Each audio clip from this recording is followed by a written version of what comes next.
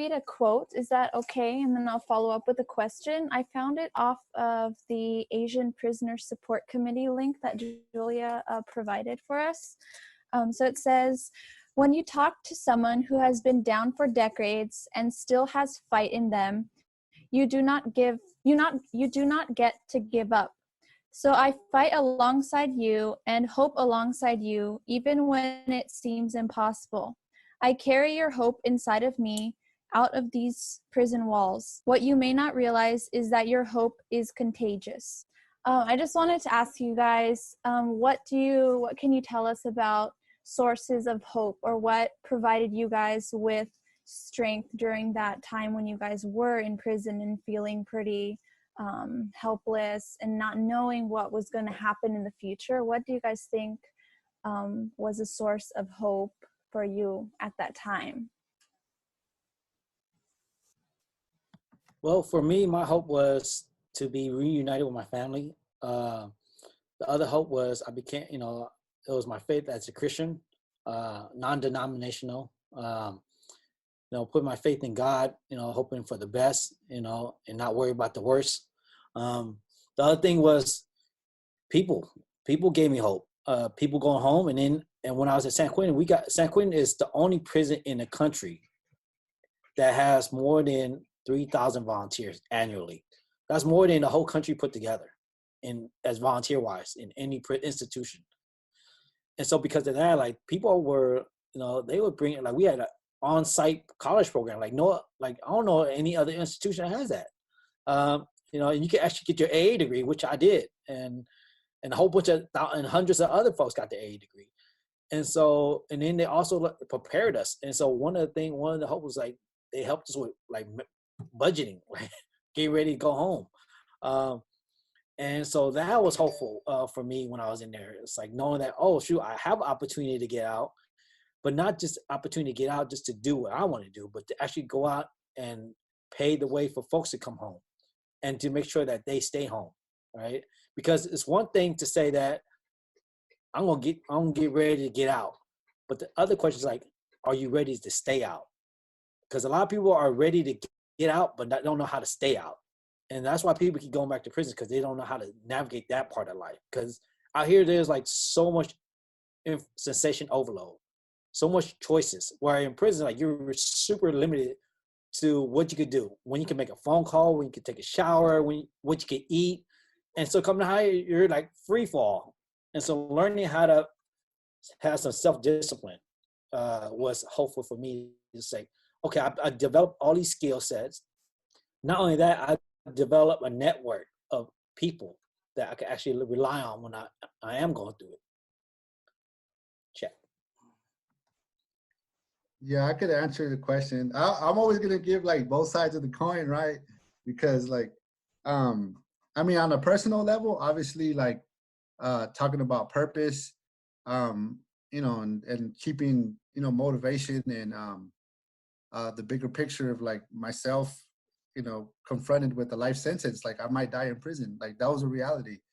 And, like, what do I do with that? And at first, prison wasn't what it is now. It's changed a lot as far as, like, programs and stuff like that. But I started off at a maximum security prison, and I gave up. For a while I gave up. I gave in. I said gave up and gave in into my circumstances. There was a lot of violence. I spent a lot of time in isolation and getting in trouble, and trying to survive in the situation that I was in. And it's difficult for a lot of people. And I say that, definitely was family that kept me kind of grounded. At least I had, like, that commitment in my life. Like, I might be in prison, and eventually I made choices that got me there. But the sense of my having an obligation to my family. But eventually, it became about, I went like Kilam, like, I started studying. I started going to school. I was a high school dropout. I didn't have a GED. I didn't have anything. You know, I stopped going to school when I was like 14, but I eventually got my GED. I got my high school diploma. I got my AA degree. And I remember getting out of administrative segregation, which is pretty much like where they, you know, solitary confinement or whatever. And I'd been there like 11 months in 2007. And and uh, um, and so it was like I went to a yard, and I remember I was working in the kitchen, and one of the guys asked me like, "Hey, like one of the old teachers asked about you because she seen your name on one of the rosters, and I'm talking about like one of the staff, and she said, "Hey, you should come in if you want a job, you want to get out of the kitchen." So I went over there, and that teacher asked me like, "Hey, you wanna be a tutor?" And I was like, "Sure, why not? Just to get out of the kitchen." But but I didn't have a GED. I didn't have a high school diploma or nothing like that. So she's like, "Well, you actually have to get your high school diploma if you want to be a tutor. You can't get assigned into education." And she's like, "Look, I'll give you the job, but you got to get your high school diploma." And I was like, "Sure, why not?" Right? And that was like a little turning point in my life, like of how I shifted in purpose, of how I did my time, how I looked at myself, how I looked at the world. Because, you know, eventually I got my high school diploma, and then they're like, "Hey, why don't you just like do the college program? You know, you already got your high school diploma." So I did. I eventually got my my AA degree there, and then I started teaching, and then that kind of opened up the world for me. And I was teaching for a long time, for about a good 6 years, and learning how to teach. I would say that.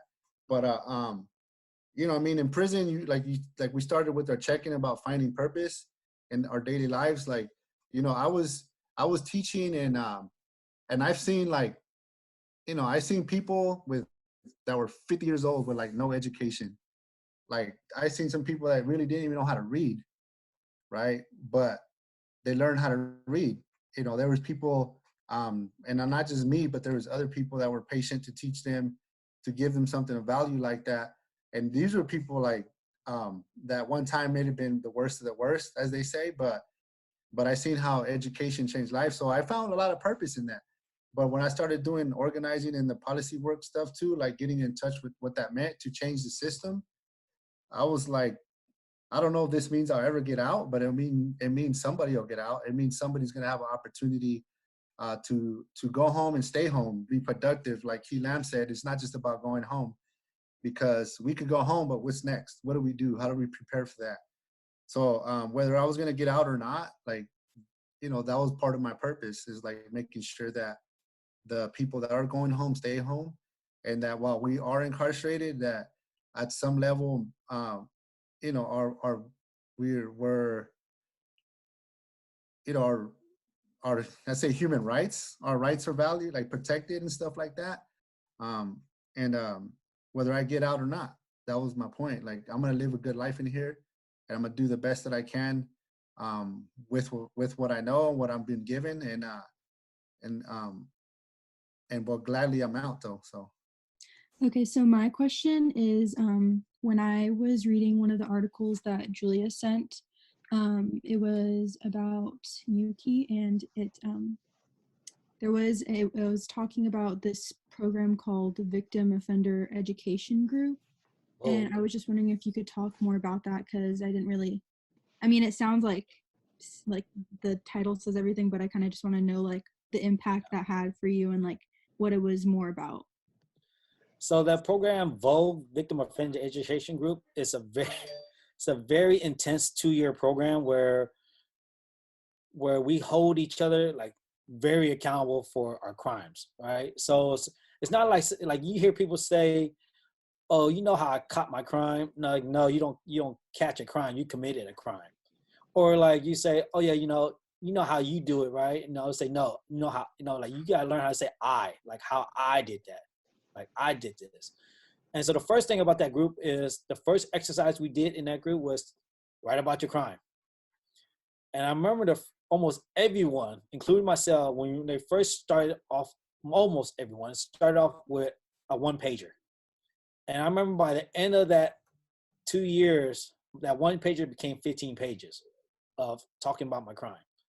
And so at the end of, like towards the end, we have a surrogate panel of victims that comes in. And so one thing about that program is they tailor, like, whatever the crime that the participant has, they try to find a surrogate victim that has the same crime, and it's to speak about how that crime affected them.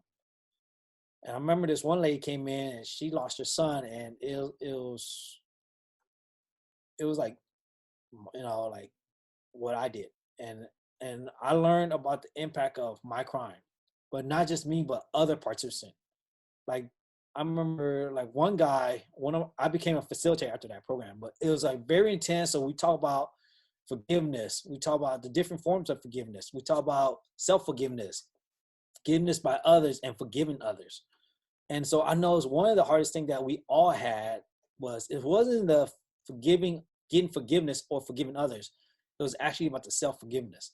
Like, how do I forgive myself for all the harm that I caused, right? Or how do I forgive myself for letting my family down? And so there was a lot of guilt and shame involved. And we talk about that a lot. Like, how do we get past, how do we deal with that? So it's not like we're just like, letting go of the past and just moving on. No, it's like, how do we hold on? How do we stay accountable to our past or to our decision making? And then part of that is, how do we become conscious, right? It's easy to go around your day and not think about it. Like, how often do you guys think about, or girls think about, breathing? Sometimes you don't even think about breathing. You just do it, right? And so this is about being mindful and conscious about every decision we make. Like, what we think, what we say, how we behave, and even possible outcomes or consequences of it. Because we all have decisions, but we all can't choose the consequence of our decision, whether it's good or whether it's bad, right? Because you think about consequences is neither a negative or a positive. It's just what happens as a result. And so how do you think about when I say something or when I do something, how is that going to impact somebody else? And how is that going to impact me? And so Vogue is about accountability and healing and remorse. There's two different, right, like, frameworks for working with victims and survivors of crime, right? I have worked with survivors of crime through a program called Guiding Rage into Power. I facilitated that in San Quentin in total, I facilitated for like 6 years. While I was in prison, I was a facilitator certified, and I go back right now once a month to Soledad State Prison, and I teach the class. And so we prepare men to be able to have a dialogue eventually with survivors of crime. They say it's a surrogate, right? Because we don't do a direct survivors of crime with persons that have committed the crime, like Vogue does. But the organization I work for now, called the Himsa Collective, they don't do surrogate, they do direct, meaning it's a family member or somebody that survived the crime itself goes in and meets the person that committed the crime, and they do a one-on-one. And I say the framework is a little different than what we might think, because you do have victim legal services, and so they are a victims' rights organization. And a lot of times, and for historically, like in California, they've been very political. So it's not necessarily from a restorative justice framework. So what we do at my organization now, what I'm going to be doing, we call VOD, Victim Offender Dialogue, and it's from a restorative justice framework. We're not interested in, harming anybody anymore. We're talking about healing. We're talking about truth, reconciliation, where people are at. So we have to work with them one-on-one, meaning we work with the person on the inside, making sure that they're able and equipped to be able to have those conversations with the people they impacted directly. And then we also work with the person on the outside to make sure they're equipped and prepared to be able to, be able to have that conversation honestly, and not even harm the process and harm the person on the inside, but really reach some sort of healing and reconciliation. But which is much different than the victim rights organizations that are more about making sure district attorneys like are going into parole hearings and opposing parole suitabilities and stuff like that. So I wanted to make that distinction. But I was gonna say earlier, if I may, because I said two sides of the coin for Cynthia, and about how people find purpose and all that in prison. And I'm always like, I don't want to be like a bummer on stuff, but like I keep it real, because in California, just last year, I think it was like 37 suicides in prison, right? So those nobody hears about those things. Those aren't numbers that people think about.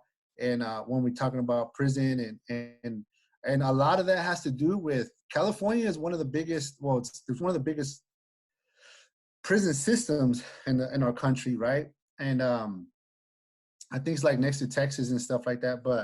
But California, we have a big mental health system in prison, and there's a lot of people that are called enhanced outpatient, which is EOP, meaning they have they have mental health issues towards being whether it's schizophrenia, like real serious diagnoses and stuff.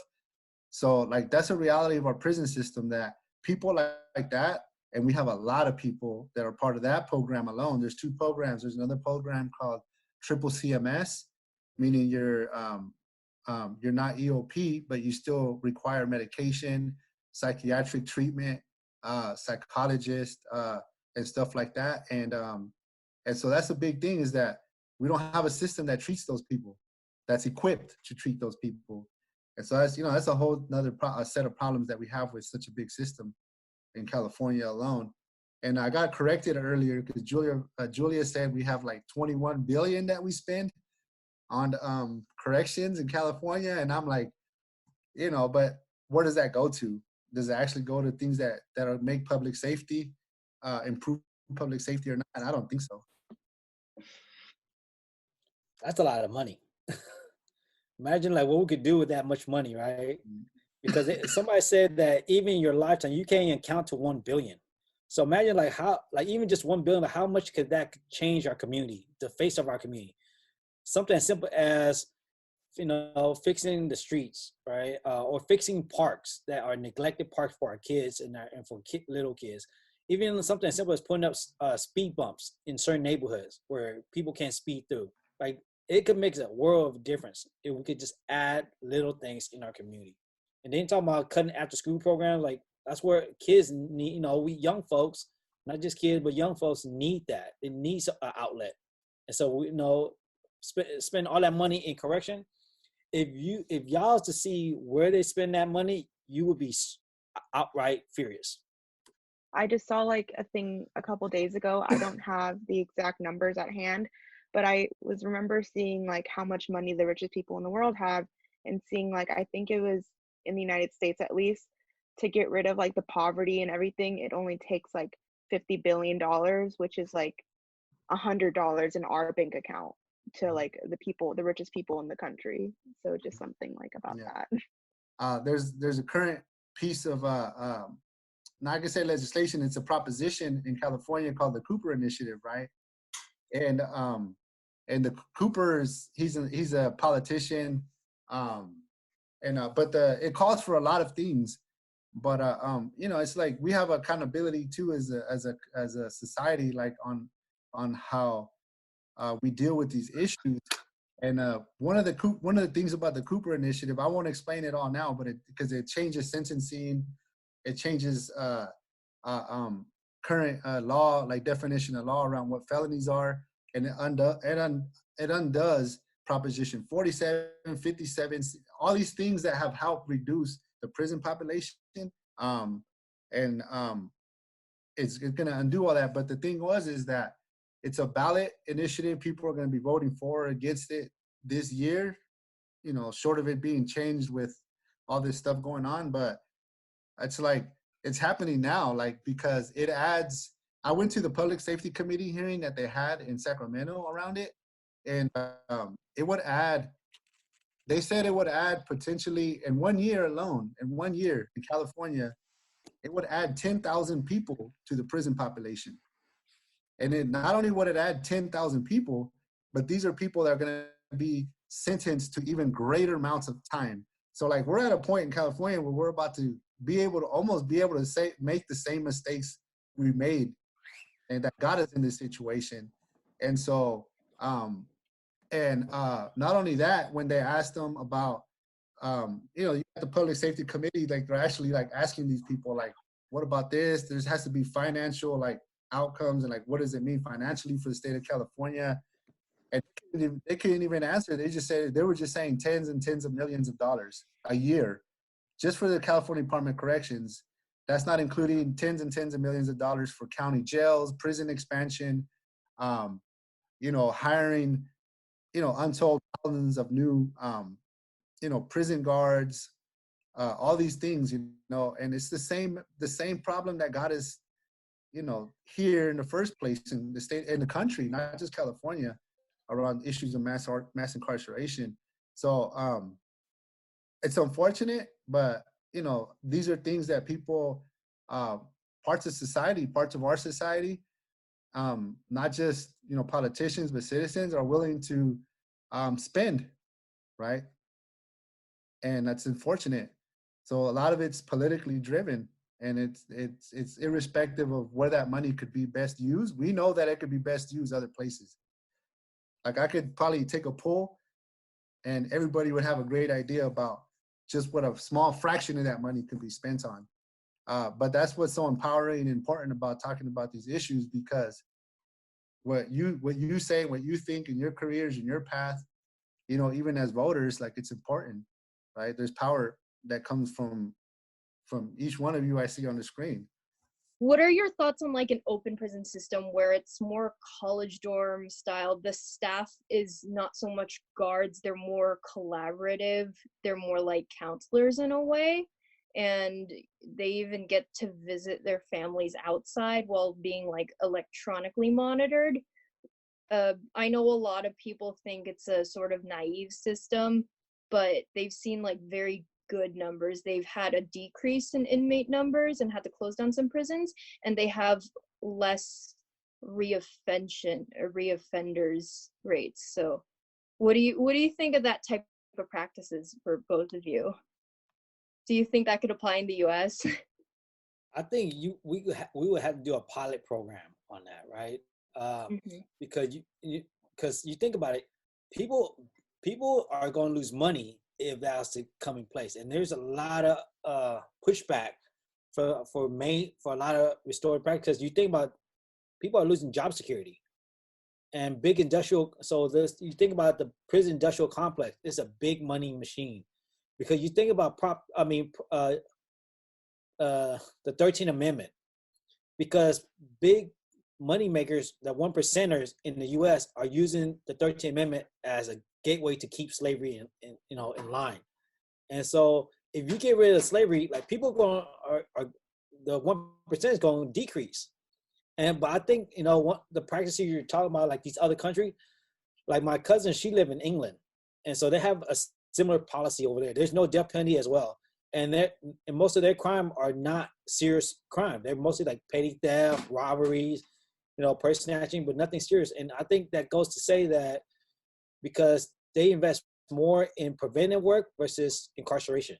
And so if we do the same thing, so one of our models we actually did inside San Quentin was that a group of us actually went to like the lieutenants and the sergeant. We said, all right, instead of giving this guy more time for stealing ice or food from the kitchen, let him do some community service work, right? And then so we did a test run on that, and actually it helped. It helped that offender not reoffend, but it made them think twice and found support where they would be more conscious of wanting to commit another crime.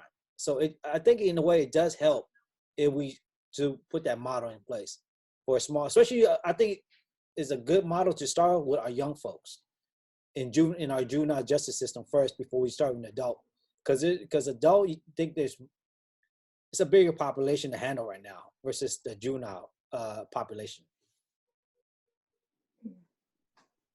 Yeah. I mean, I don't think it's impossible. I think it definitely it would be in this country. It'd be nice to be able to have a system like that, right? But like, you know, again, the dynamics of our country are a little bit deeper. I think a lot of countries, what they've been able to do is they've been able to separate. I'm just gonna say stick to this country because, like, you talk about the 13th Amendment and all these other issues, right?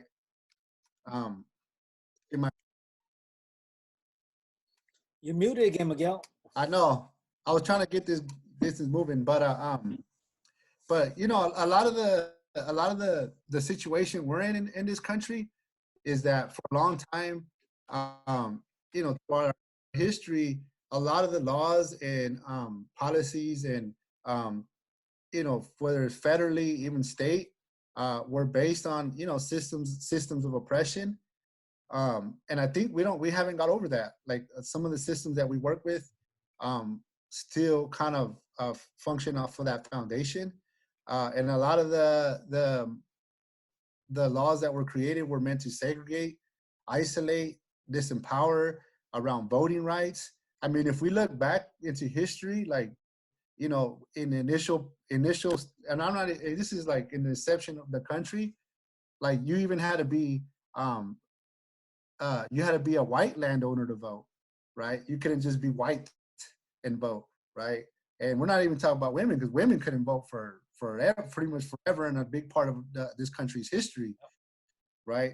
So we're talking about a system that makes decisions.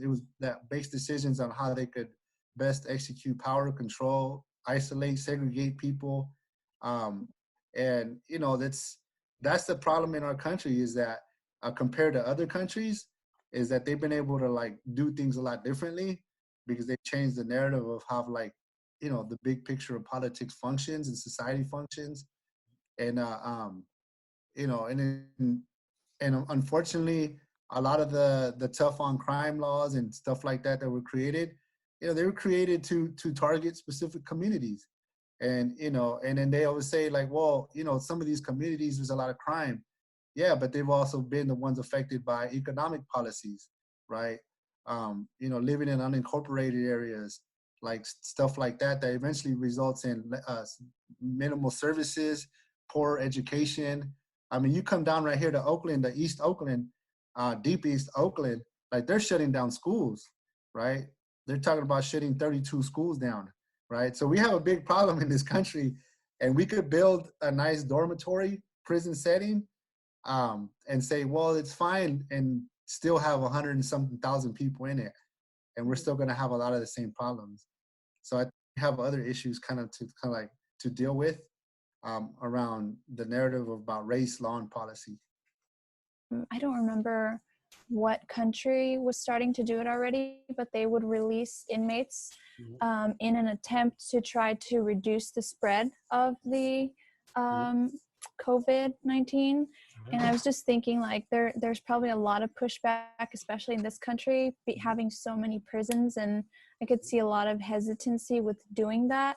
But what do you guys think about, you know, like how this infection is spreading and the impact that it could potentially have on prison inmates? So right now we're actually doing a big push on Governor Newsom to actually let folks out, as well as not just prison, but also county jails. And so the county jail in Alameda County is a little more difficult because the sheriff is not, I'm not letting nobody go, right? Or he will say, I will let him go, but he doesn't take no action. But the governor is, so I heard something that he's going to push out, I think, within this month, next month, probably like 1,300 folks coming out. The only problem with that is like, okay, when they get out, and then a lot of these places, transition houses are closing their doors because they're like, we don't want nobody coming in. And so like, where are they going to go? And so now you just go and raise up the homeless population even more. And so that's something that we've been having a big discussion about. It's like, okay, we asked for one thing, but what's going to be the consequences or the result of that is we let all these people out. And like my organization said, we don't want you to pick, because usually what I do, I pick somebody up from the gate.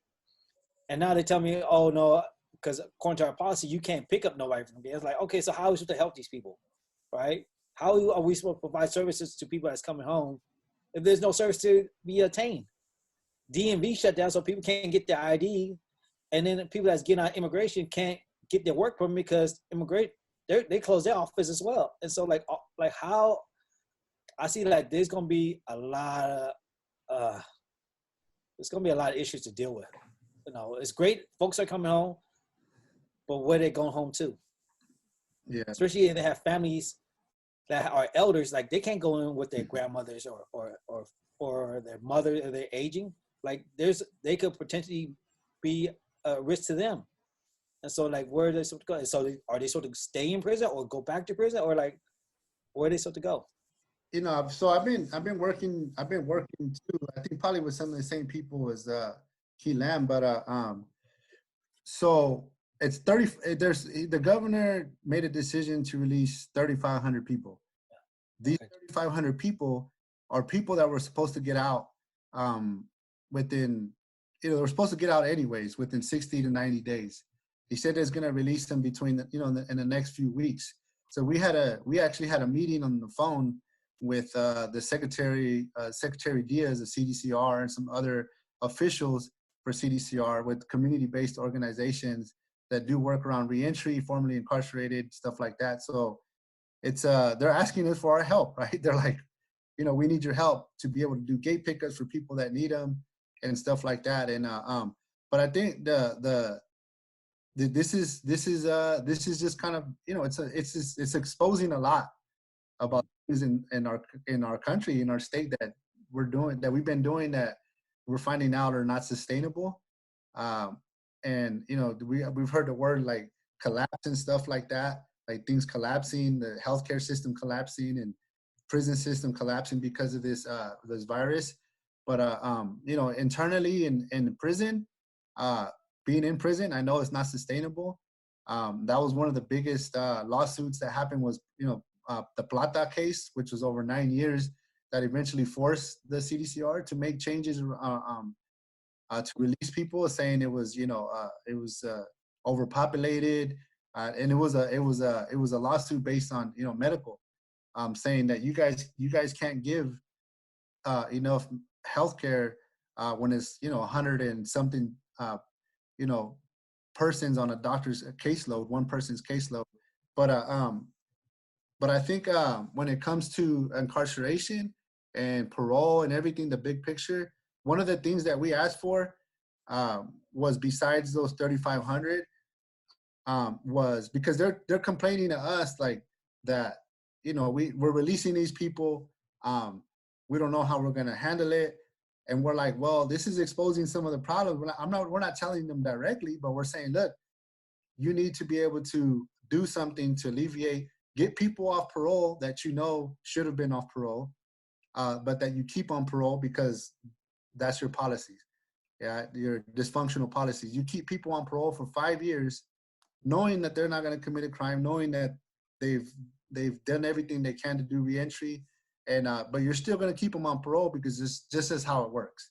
Mm-hmm. So this is kind of like poking a hole. We asked them, like, you guys should review people that have been on parole for 2 years, that are long-term, have served life sentences, because statistically, according to their studies, their report that they did for a while is like 0.01 recidivism rate.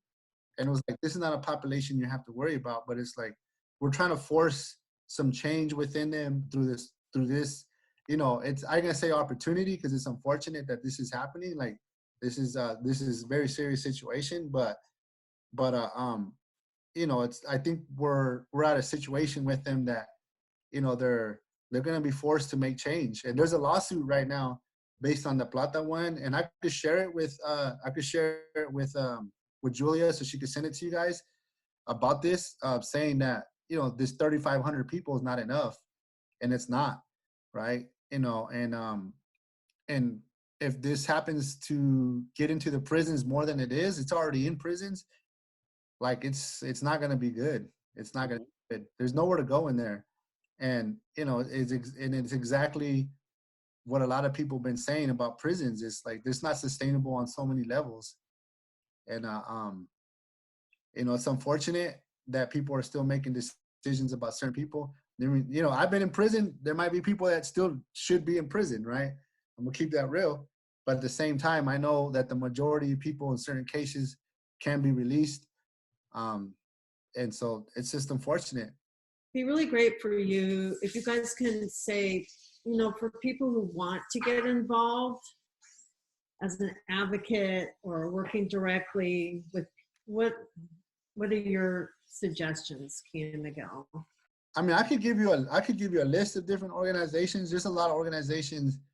I mean, at least I know a lot of them that are in the Bay Area that, you know, work around immigration, you know, and work with youth, work with families, you know, work with housing. So I think there's a lot of different opportunities.